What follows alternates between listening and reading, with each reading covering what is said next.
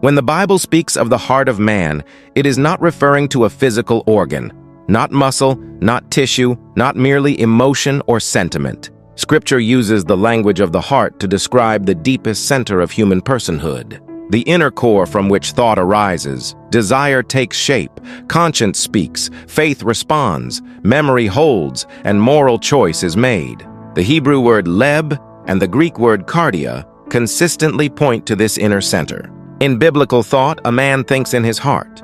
He remembers in his heart. He believes in his heart. He chooses in his heart. This is why Scripture says, "As a man thinks in his heart, so is he." And again it says, "Keep your heart with all diligence, for out of it flow the issues of life." The heart, then, is not a metaphor for emotion alone. It is the command center of the inner man. Biblically, the human being is presented as unified yet layered: spirit, soul, body. The spirit is the dimension through which a person relates to God. The soul encompasses the mind, the will, and the emotions. And the body is the physical vessel through which inner life is expressed in the material world. Within this framework, the heart functions as a confluence, a meeting point, the inner place where soul and spirit converge and direct the life of the body. It is here that thought, intention, memory, and moral awareness arise and are unified.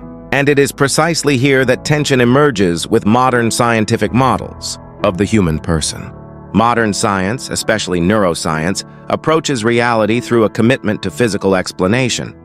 Only what can be measured, observed, and quantified is considered scientifically meaningful. As a result, the brain becomes the central focus for explaining thought, memory, identity, and consciousness.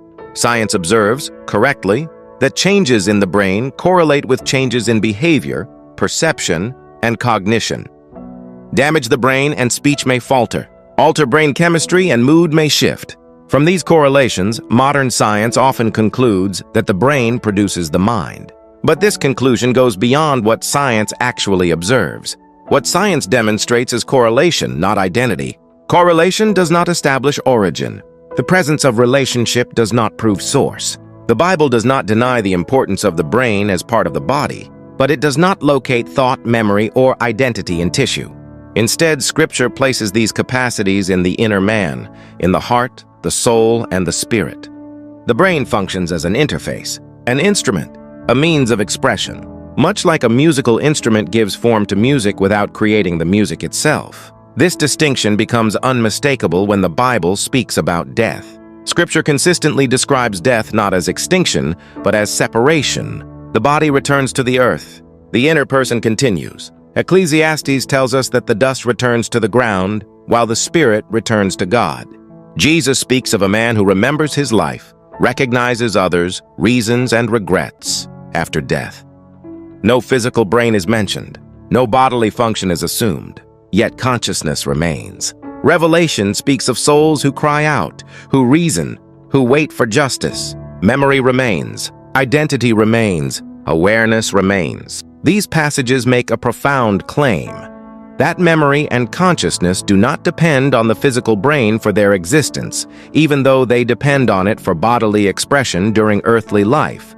And here, modern science reaches its limit, because science has no tools to study non-physical realities. It cannot measure consciousness itself. It can only measure neural activity that accompanies conscious experience. This is why science speaks of the hard problem of consciousness. It can explain how the brain processes information, but not why experience exists at all. Not why there is a self. Not why there is an I. Not why memory remembers. The Bible, however, never reduces the human person to biology.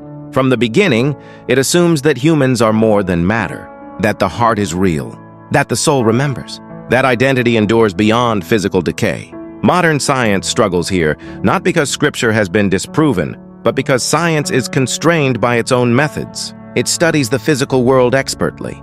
But the heart of man, as Scripture defines it, is not a physical object. In this light, the biblical concept of the heart emerges as both coherent and profound.